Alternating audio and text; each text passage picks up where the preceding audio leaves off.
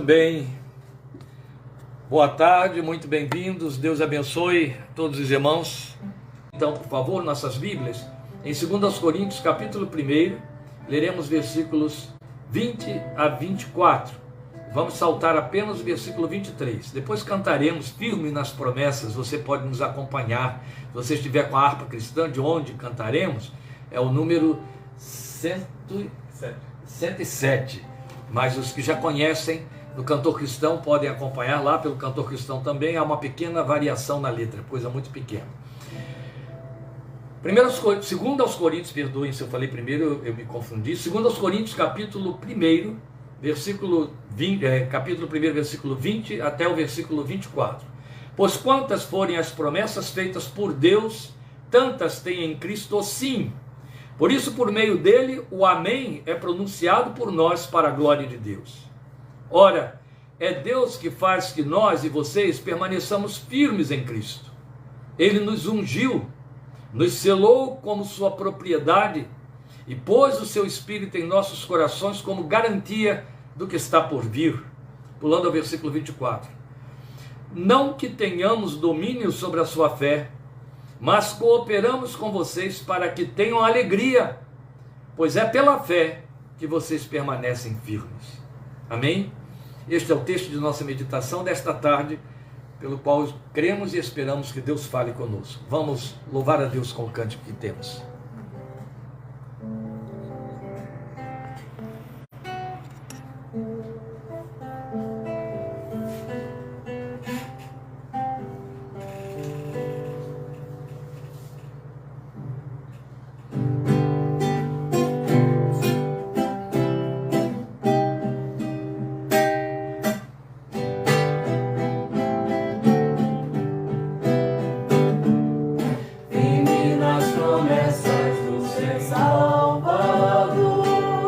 Cantarei louvores ao meu Criador.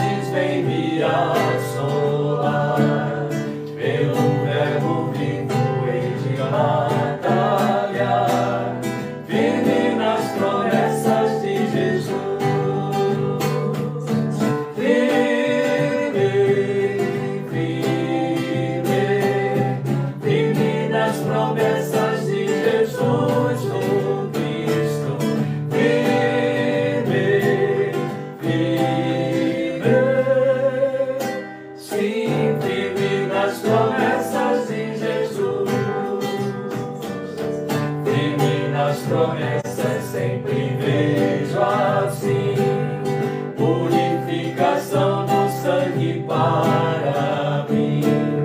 Plena liberdade em Jesus sem fim, firme nas promessas de Jesus.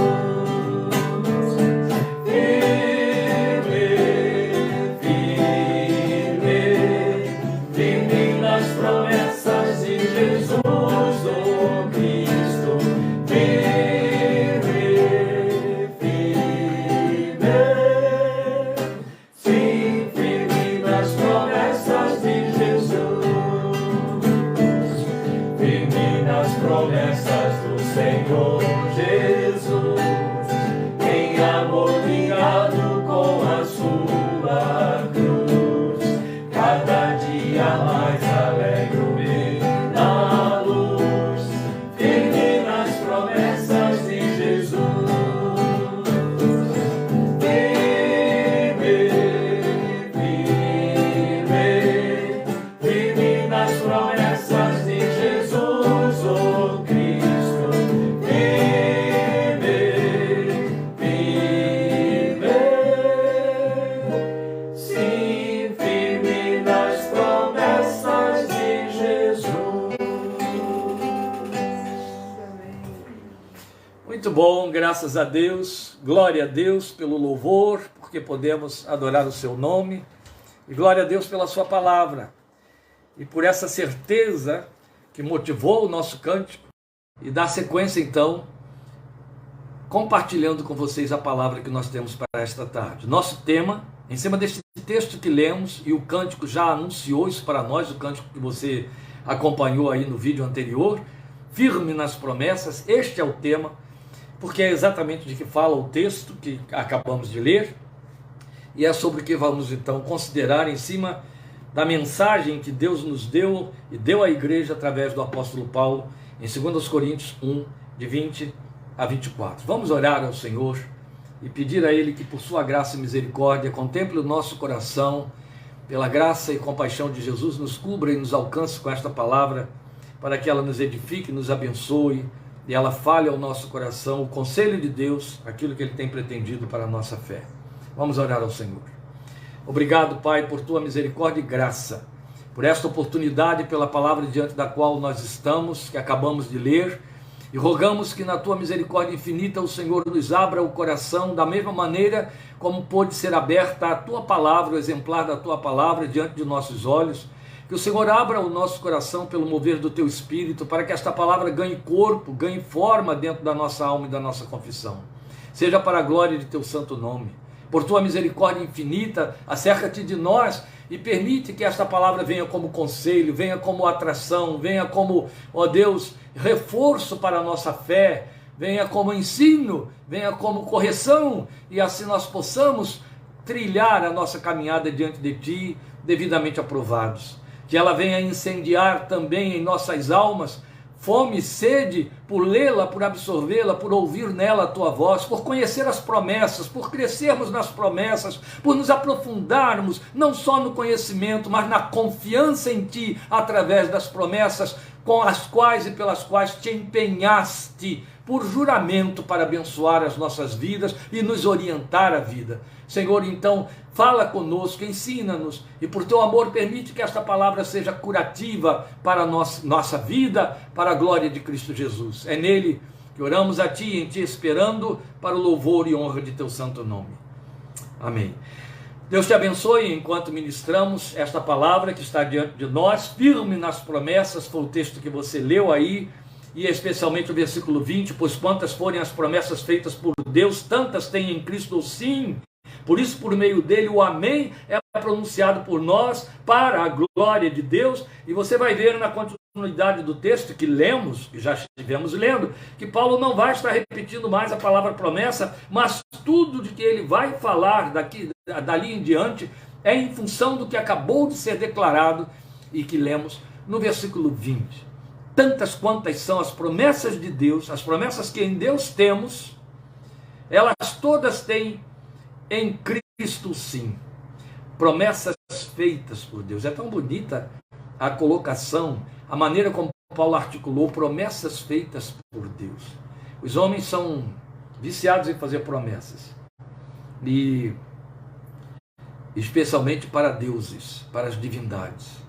Mas a Bíblia nos revela um Deus que faz promessas aos seus adoradores.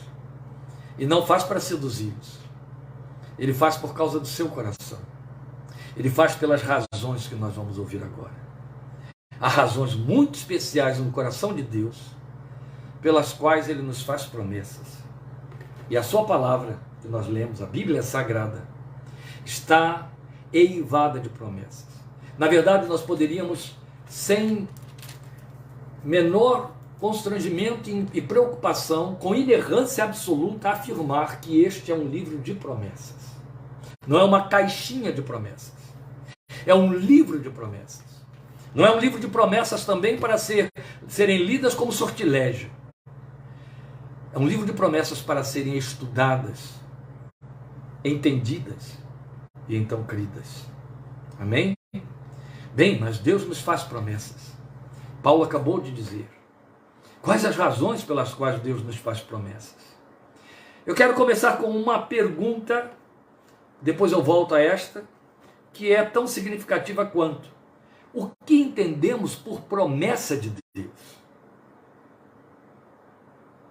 A pergunta seguinte, eu vou procurar aí, na medida do possível, atender as duas perguntas: por que razão Deus nos faz promessas? Bem, a segunda será respondida à medida em que nós vamos avançando dentro do exame do texto. Mas vamos à primeira pergunta: o que entendemos por promessa de Deus? Há uma outra coisa, por demais importante e significativo, que já vai começando a nos esclarecer e respondendo para nós.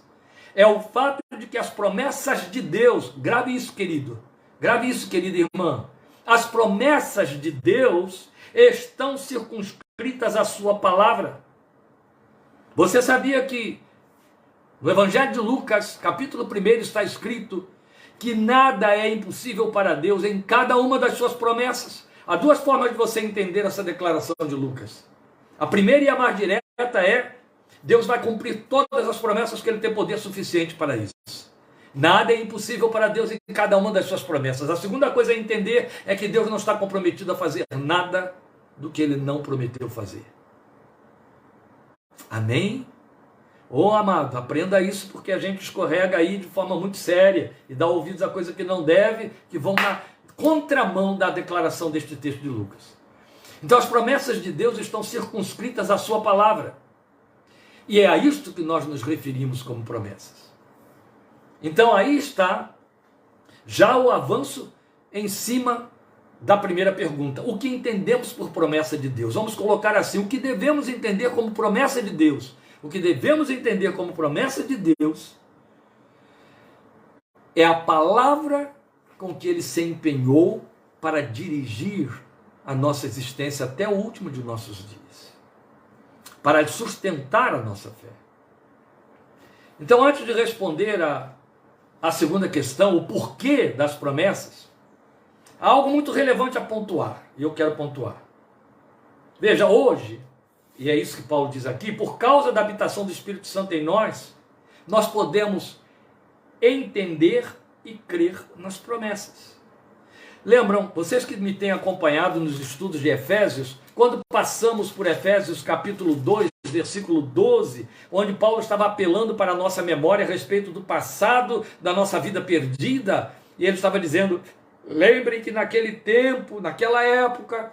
Então, em 2,12 de Efésios, Paulo diz assim: naquela época, vocês estavam sem Cristo, separados da comunidade de Israel, sendo estrangeiros quanto às alianças da promessa, sem esperança e sem Deus no mundo. Naquela ocasião, quando estudávamos o texto, dizíamos o que está explícito aqui.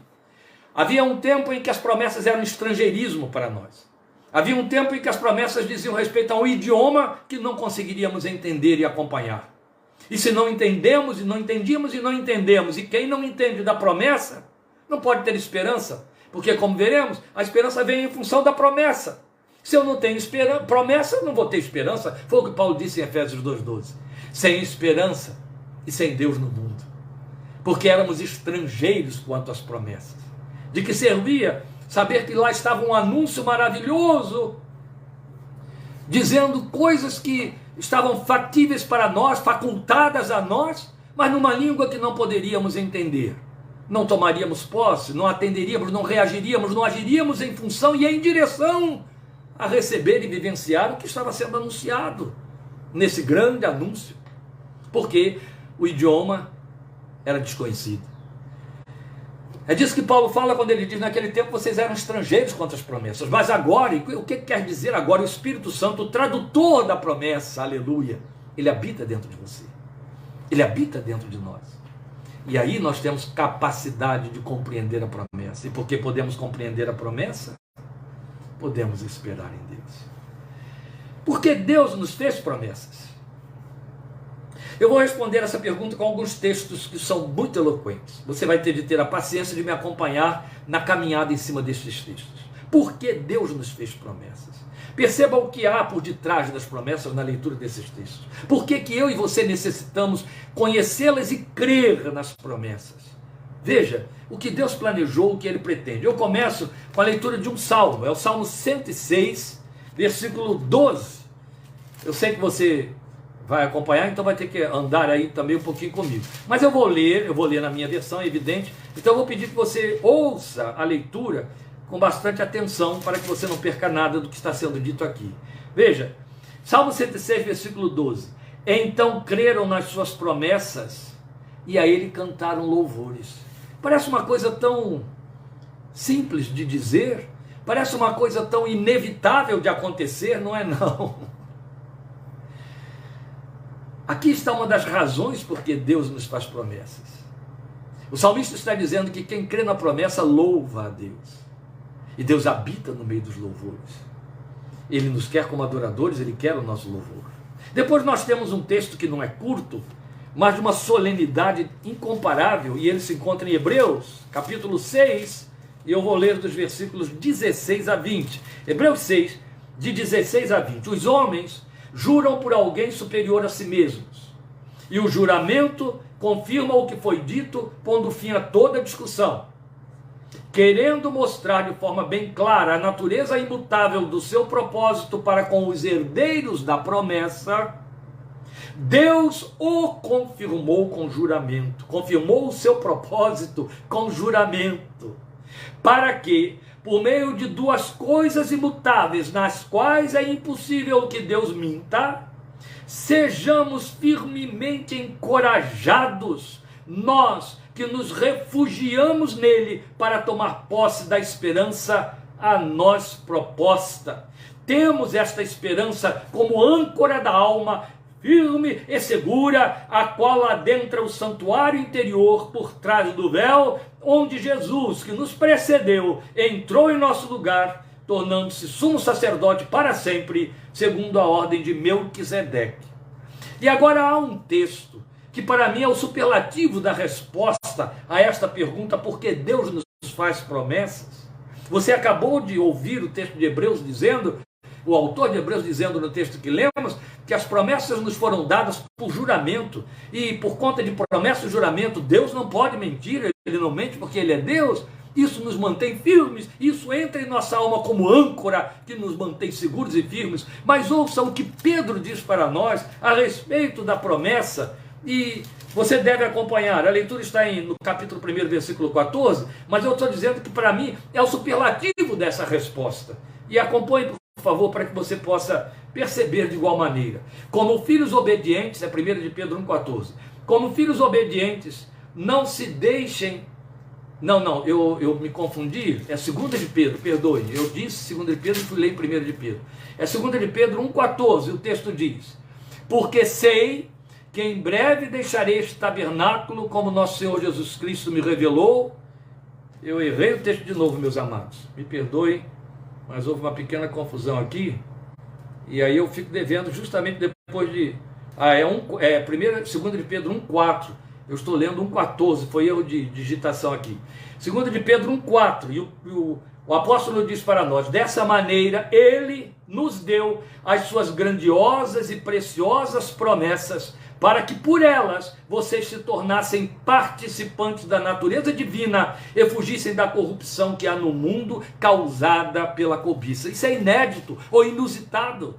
Você ouviu até agora que as promessas produzem louvores? Deus se agrada disso. Você ouviu que as promessas foram dadas para nos dar como âncora na alma firmeza, para ficarmos imbatíveis. Mas agora você está ouvindo Pedro dizer uma coisa totalmente inusitada, altamente significativa. Ele, o Senhor, nos deu suas grandiosas e preciosas promessas, grandiosas e preciosas, para que por essas promessas, eu e você nos tornemos participantes da natureza divina e fujamos da corrupção que há no mundo causada pela cobiça. O que ele está dizendo, em outras palavras, é que as promessas servem para nos purificar do mal e promover santificação de nossas vidas.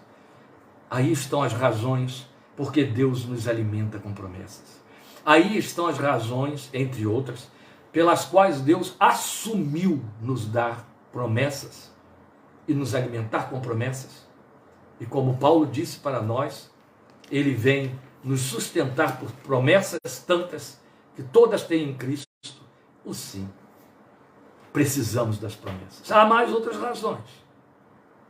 Mas veja, é fundamental para a fé o permanecer firme na promessa. Esse é o nosso tema, firme nas promessas. É fundamental para a nossa fé permanecer firme na promessa. Não é firme nas expectativas, não é firme em cima de liturgias, de atos de culto, é nas promessas. É fundamental. Nunca esqueça Romanos 10:17. Não podemos esquecer. Nossa fé é alimentada pela palavra, e palavra traduz muito bem promessa. Então, para a fé, permanecer firme na promessa é de fundamento. E a promessa é o veículo propulsor e alimentador da esperança. A esperança se alimenta da fé. Se esperamos o que não vemos, com paciência o esperamos. Então eu volto a dizer para você, a promessa é o veículo propulsor e alimentador da esperança. A esperança se alimenta dessa promessa. Por outro lado, a fé nos possibilita crer nas promessas, e as promessas despertam e sustentam nossa esperança. A esperança, por sua vez, é o referendo de nossa confiança em quem prometeu, e assim o círculo se fecha totalmente. Ou o ciclo. Percebe? A esperança é referendo da nossa confiança em quem prometeu. Então a fé nos possibilita crer na promessa, a promessa desperta e sustenta a nossa esperança, e a esperança é o referendo de que a nossa fé está firme, porque ela está confiante. E a fé vai traduzir nada mais, nada menos do que confiança, confiança em quem prometeu. Mas trazendo essas informações para o nosso texto em questão, o que aprendemos? O que vem a significar e como é possível estar firme nas promessas, ou firme nas promessas?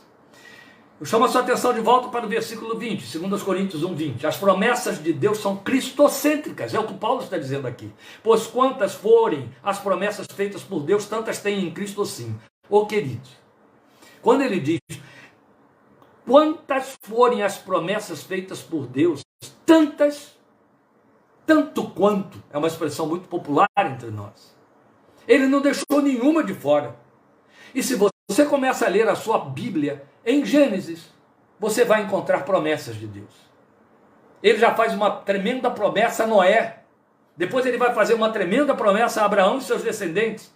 E não para mais de prometer, não para mais de prometer. E chove, chove, chove de promessas em Deuteronômio, fechando os 5 livros da lei. E aí não para mais e vai continuando, mesmo através dos livros históricos, mesmo fazendo discursos pessoais e diretivos a indivíduos com quem ele interage na história da formação e da peregrinação do povo de Israel. O fato é que Deus vai avolumando promessas que depois vão se cumprindo no Novo Testamento, especialmente a máxima delas do Velho Testamento, que era: o rei virá, o Senhor virá, nascerá o Messias vai encarnar, Deus fará homem, Emanuel vai acontecer. Aí elas se cumprem no Novo Testamento e não param. E elas vão continuando a crescer no Novo Testamento. Você entra nos Evangelhos e lá estão promessas, promessas, promessas. Marcos está cheio de promessas. As cartas de Paulo estão cheias de promessas. As cartas pastorais estão cheias de promessas. Apocalipse está eivado de promessas que chamamos de profecias. Não faltam promessas E Paulo chega agora para mim e para você, ele mesmo tendo sido um oráculo, um veículo das promessas de Deus, para dizer: tantas quantas forem as promessas de Deus, tem em Cristo sim. Não importa que elas estejam tão remotas quanto no livro do Gênesis. Não importa que elas estejam tão à frente no futuro quanto no livro de Apocalipse. O fato é que todas elas vão se cumprir através de Cristo. Todas elas são encontradas em Cristo. Todas elas são usufruídas na pessoa de Cristo, na obra de Cristo. E dizendo então, em poucas e simples palavras, fora de Cristo ninguém encontra promessa. Fora de Cristo, não importa quantas promessas tenham, não importa quanto elas enchem o seu coração, não importa quanto elas impressionem você, se tornem atraentes, não se cumprirão se você não estiver em Cristo. O compromisso de Deus fazer cumprir qualquer promessa na minha vida e na sua vida é se eu e você formos achados em Cristo. Aí, inevitavelmente, eu tenho de levar você outra vez para Efésios. Não há como deixar de lado aquele magno texto que já lemos no capítulo 2 de Efésios. Aí eu volto ao texto de Efésios, agora a partir do versículo 11, para poder dar reforço a este argumento que lemos e que eu estou citando de 2 Coríntios 1:20. Portanto, lembrem-se de que anteriormente vocês eram gentios por nascimento e chamados incircuncisão pelos que se chamam circuncisão feita no corpo por mãos humanas, e que naquela época vocês estavam sem Cristo. Porque estavam sem Cristo, separados da comunidade de Israel, sendo estrangeiros contra as alianças da promessa, sem esperança e sem Deus no mundo, como já citamos, mas agora em Cristo. Olha, tudo inverte, tudo vira, tudo muda. Agora em Cristo Jesus, vocês que antes estavam longe, foram aproximados mediante o sangue de Cristo. Aí está toda a diferença. Antes de Cristo, de que importavam as promessas, mesmo porque não conseguíamos crer nelas. Mas o que eu estou ressaltando aqui é que não basta olhar para a promessa e assentir com elas, se não estivermos em Cristo. O ponto de encontro para o cumprimento das promessas de Deus é na obra de Cristo na vida de uma pessoa, no lar de uma pessoa. Nenhuma promessa vai se cumprir num lar fora de Cristo. Nenhuma promessa vai se cumprir na vida de uma pessoa, por mais carente que ela esteja, se ela estiver fora de Cristo. O ponto de encontro é Cristo. O lugar, o tabernáculo, onde Deus manifesta a realização das suas promessas, o cumprimento delas, é em Jesus, na pessoa dele, pela fé no seu nome, pela união e aliança com o seu sangue, na obra que ele fez na cruz do Calvário. É sendo nova criatura em Cristo Jesus, sendo filho de Deus pela fé em Cristo Jesus, que você pode usufruir, viver as promessas e se tornar herdeiro delas. Esta é uma das palavras mais solenes que nós encontramos em Hebreus. Os que creem, os que são filhos de Deus através de Jesus, porque creem no seu sacrifício vicário, substitutivo e suficiente, são herdeiros da promessa. Que lindo! Eu usufruo promessas que Deus cumpre na minha vida, e vou continuar sempre, e porque sou herdeiro delas, e vou continuar sempre herdeiro para continuar a receber as promessas que vão acontecer. O herdeiro só usufrui as bênçãos, só toma posse da sua herança depois que o testador morre. O nosso testador já partiu, já morreu, já deu a sua vida, já pagou o preço, já entregou o sangue, o testamento está aberto e agora eu sou herdeiro da promessa, você é herdeiro da promessa, podemos usufruí-las. Por isso é que a Bíblia nos põe para a par com Jesus quando diz para nós em Romanos capítulo 8 que nós somos herdeiros de Deus e co-herdeiros com Cristo Jesus. Herdeiros das promessas. Glória a Deus. Isso é bom demais. Mas a nossa temática aqui, a nossa ênfase está no fato de que temos de estar firmes nas promessas. O importante é estar firmes nas promessas.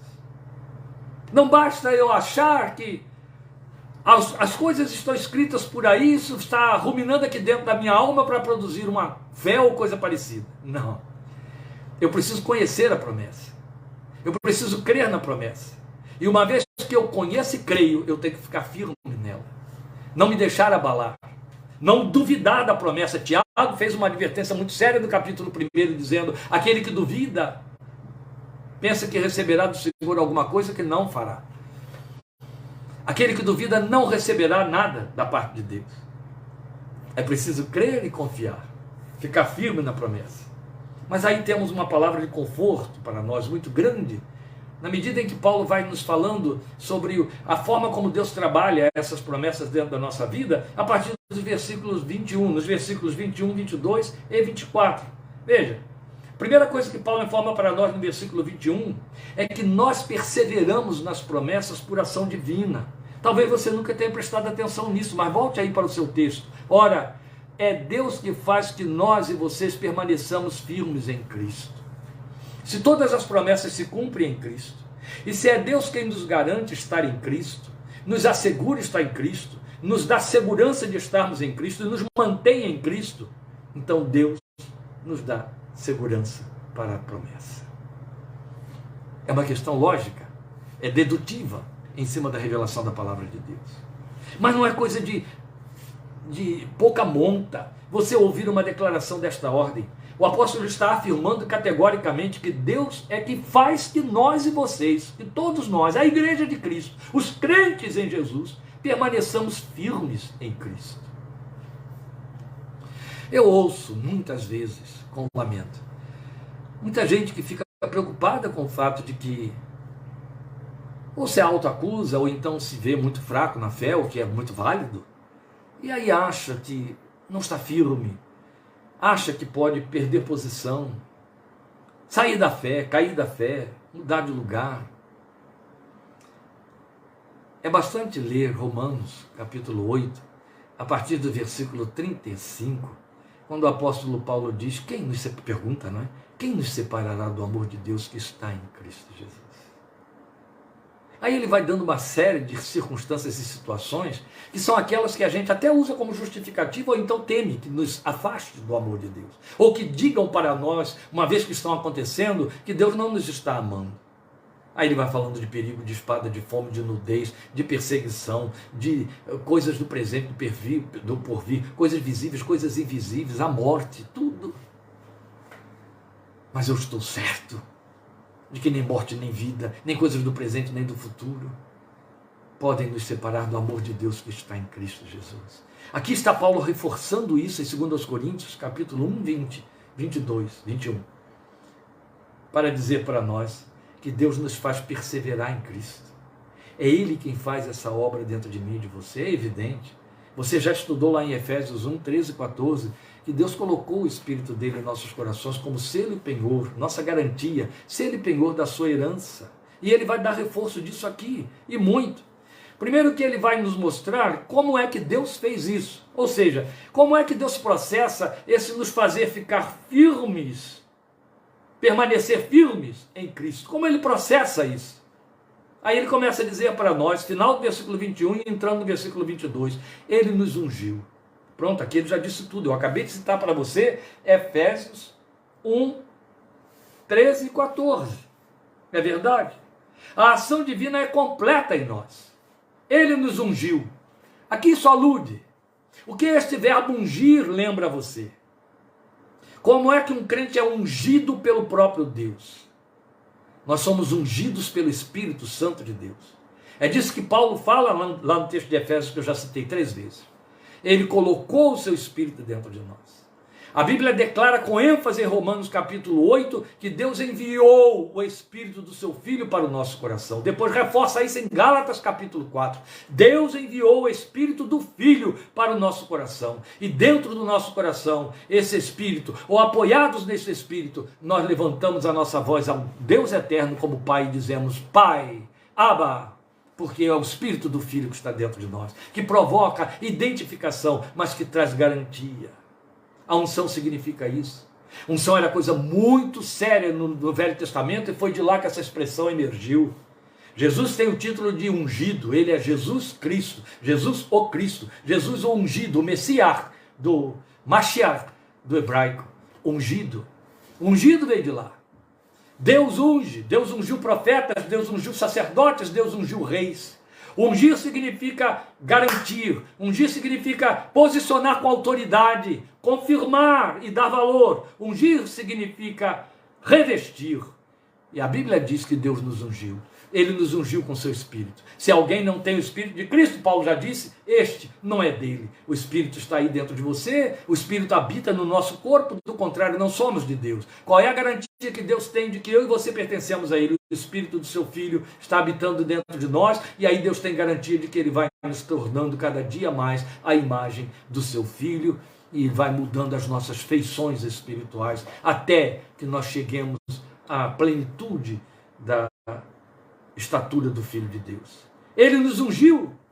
Aí está o primeiro passo da forma como Deus nos faz perseverar firmes na promessa, firmes em Cristo, por causa do Espírito que habitou dentro de nós. E o que faz esse Espírito que habitou dentro de nós, o que faz ele validar a unção, ou o que ele faz para que haja de fato comprovação de que nós estamos comprometidos e permanecidos, ou com condições de permanecer firmes na promessa, firmes em Cristo.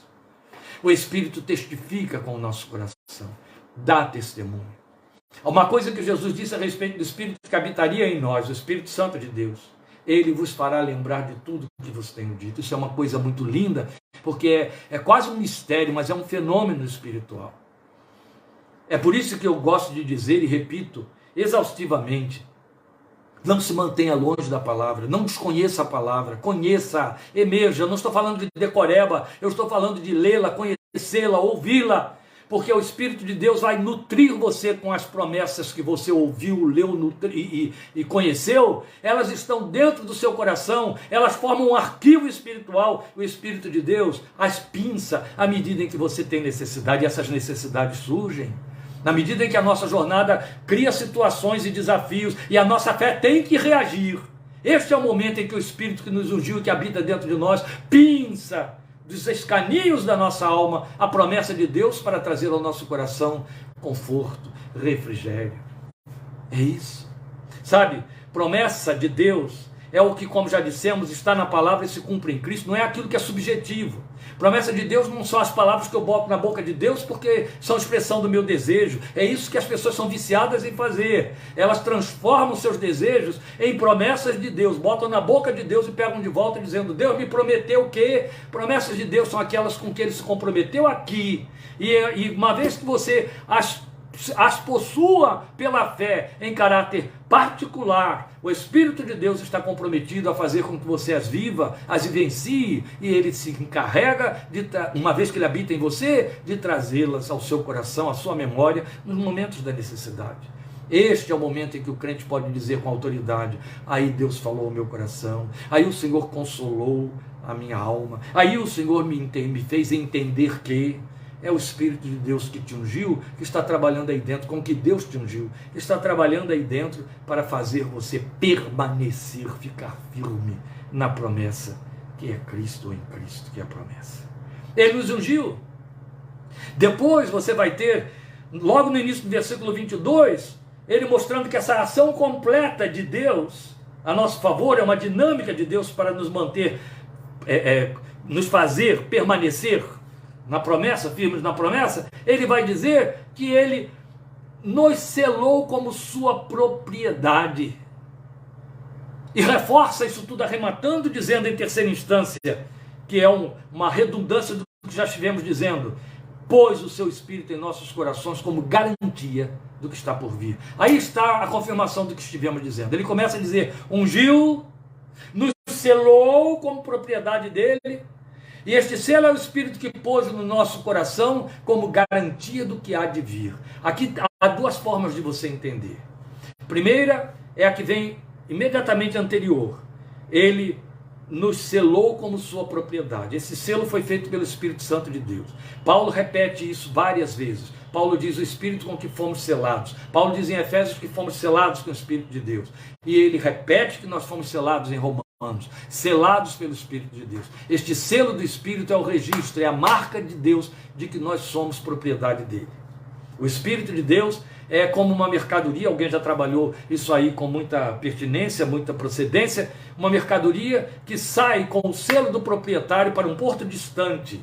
E quando chega lá, os receptores da mercadoria veem o selo, reconhecem o selo e entendem que aquela mercadoria tem um proprietário, ela pertence a alguém, e não só ao verem a mercadoria, reconhecem a validade daquela mercadoria por causa do selo que ali está colocado nela. A Fátima está lembrando aqui, é como um lacre. E a verdade é essa. O lacre era a marca que mostrava pertence a. E ao mesmo tempo, então, que eu dizia, esta propriedade tem aquele dono, o dono dessa propriedade é fulano de tal, aí está o selo dele. Também dizia, essa propriedade é válida, e esta propriedade tem tal valor por conta do seu proprietário. Foi isso que Deus fez comigo e você. Por isso é que ele disse, de forma tão magnífica para nós dos profetas menores, quem vos tocar, toca na menina dos meus olhos. Esta é a razão, porque, e aí eu sinto uma pena profunda dos crentes que incautos se deixam encher de medos do diabo e das suas hostes, por desconhecerem promessas nas quais não se firmaram, que se atrapalham aqueles que não creem na promessa que diz que o ungido de Deus nos guarda e o maligno não nos toca. Aquele que é nascido de Deus nos guarda e por isso o maligno não nos toca. Ele não ousa. O Espírito está aí dentro. Entende? Isso nada tem a ver com tentação. A tentação é pelo lado de fora. O diabo é sedutor.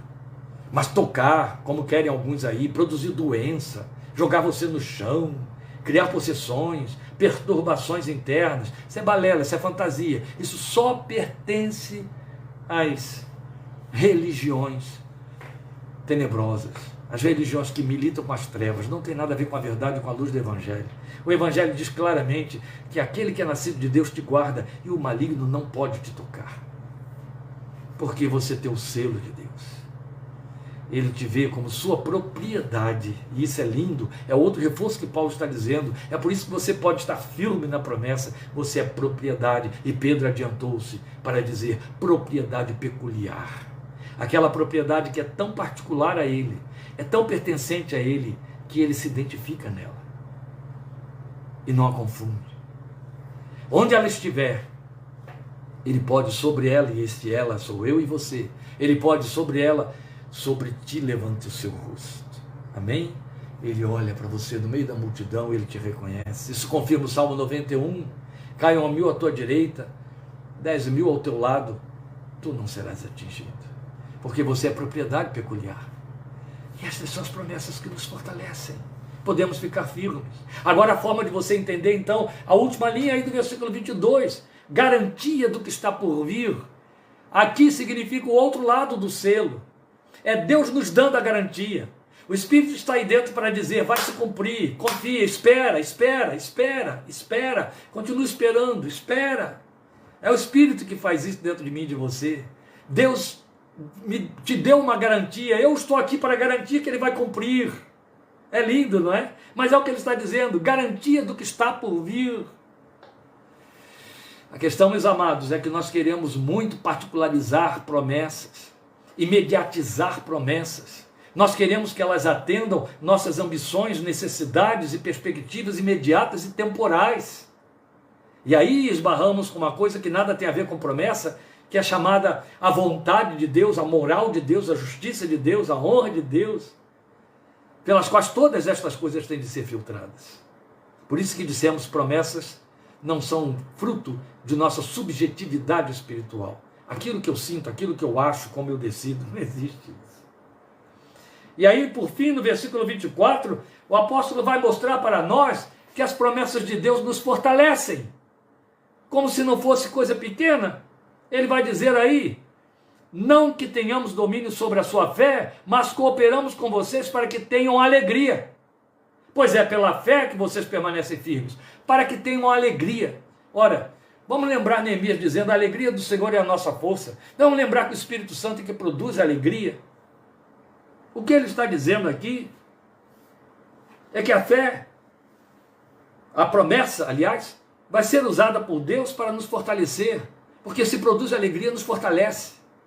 A alegria produz força, alegria espiritual, alegria do Senhor, que na verdade não tem a ver com as nossas reações psíquicas e emocionais, seja ao cotidiano, seja a estímulos do dia a dia. É algo interno, profundo e espiritual. Lembremos que está lá como abertura daquele corolário de frutos do Espírito de Deus. O fruto do Espírito é amor, alegria, paz. Alegria está lá. Ora, se ele está dizendo aqui para nós que a promessa vem para que nós tenhamos alegria, porque tudo isso aqui está relacionado ao que ele começou a dizer no versículo 20, então o que ele está dizendo é que a promessa nos fortalece. A alegria nos dá força, a alegria nos dá poder. É de que ele está falando para nós. Por fim, ele fecha tudo no versículo 24, dizendo: pois é pela fé que vocês permanecem firmes. Para dizer, em outras palavras, que a fé é o veículo pelo qual Deus nos mantém firmes. Ele se serve da fé que ele próprio colocou em nossos corações e que nos encarregou de alimentar. Vamos lembrar, a fé vem pelo ouvir e ouvir a palavra de Cristo. Então ele pôs a fé em nossos corações, foi Tiago quem disse, foi Judas quem disse isso para nós, a fé uma vez por todas dada aos santos. Paulo vai dizer aos Tessalonicenses, a fé não é para todos. Então glória a Deus pelos abençoados, em cujo coração ele colocou fé salvadora, que lhes abriu os olhos para ver a salvação em Cristo Jesus. E aí, meus queridos, o apóstolo Paulo está dizendo que Deus se serve dessa fé para nos fazer ficar firmes. Ele sabe o que ele colocou no nosso coração. Ele a aciona, ele a alimenta, ele a chama para a realidade, para que ela nos mantenha firmes, tal como fez com Moisés. Hebreus capítulo 11, versículo 27 diz isso. Moisés não temeu a fúria de Faraó, as suas ameaças e nem o que ali acontecia, e ficou firme, a despeito de todas as ameaças, ficou firme, porque via o invisível.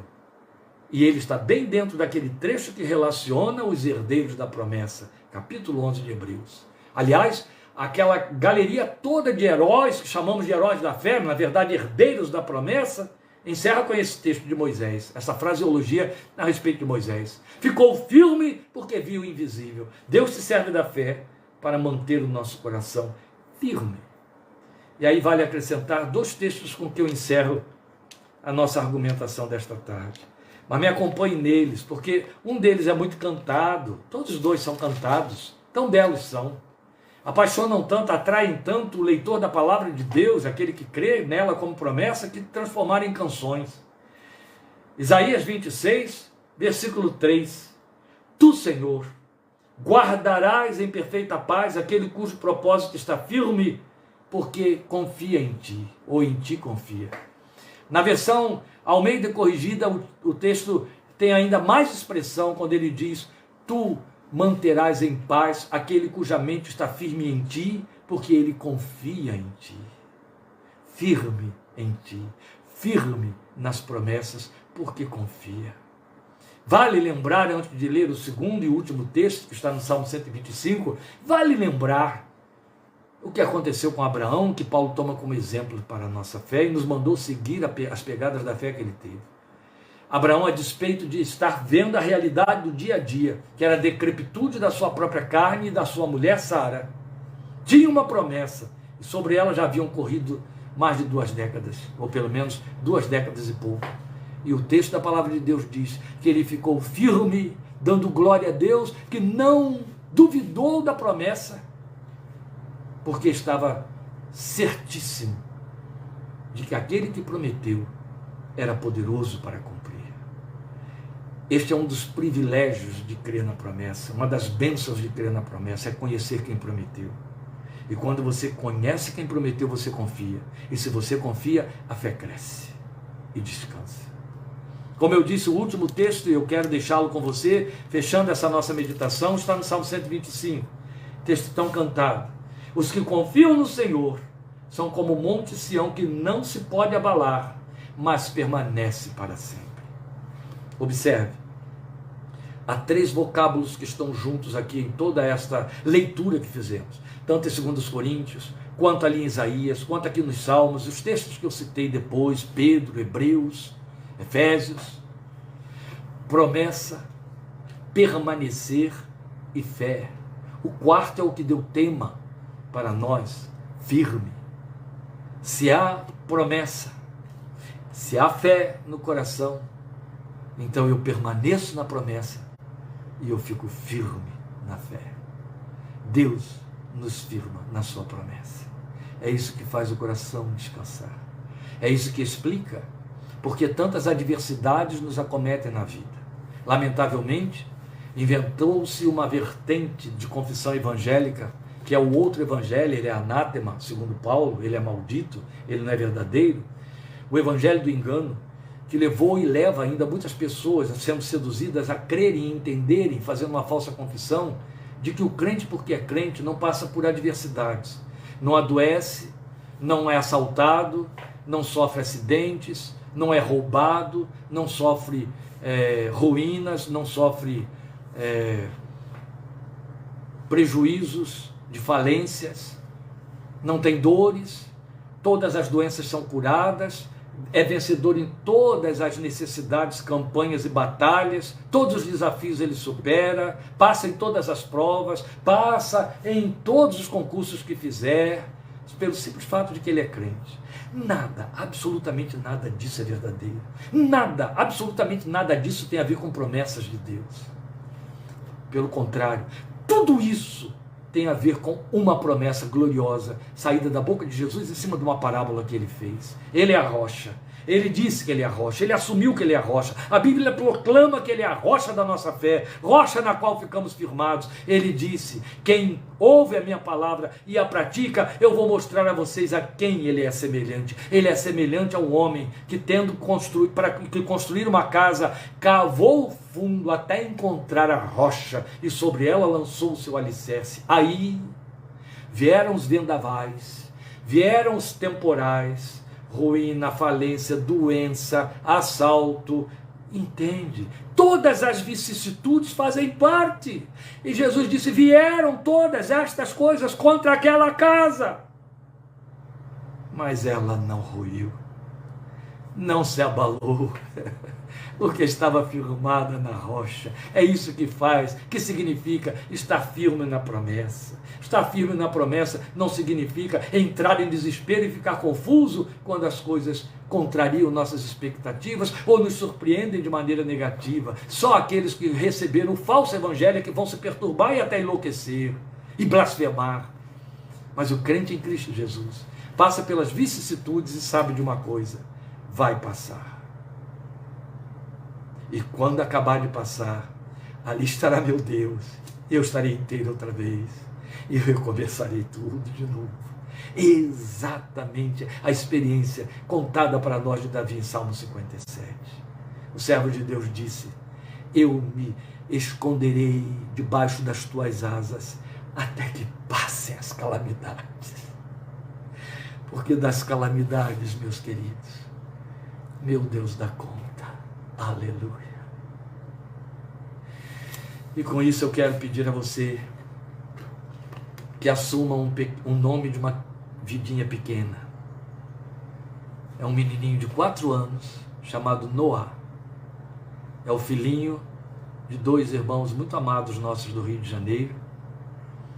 E esse filhinho está há 10 dias na UTI no Rio de Janeiro com uma infecção gravíssima, seríssima nos 2 pulmões, com dreno, quadro muito grave. Ore pelo Noah. Há uma corrente de crentes em todo este Brasil orando e jejuando por ele. Hoje muitos jejuaram por ele. Ore pelo Noah. Lembre desse nome. É o Noé escrito na forma original. Noah. Só tem 4 aninhos, é um menino lindo.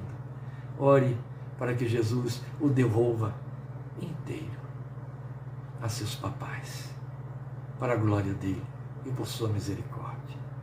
O vendaval está batendo naquela casa, mas ela certamente está sobre a rocha, para a glória de Deus.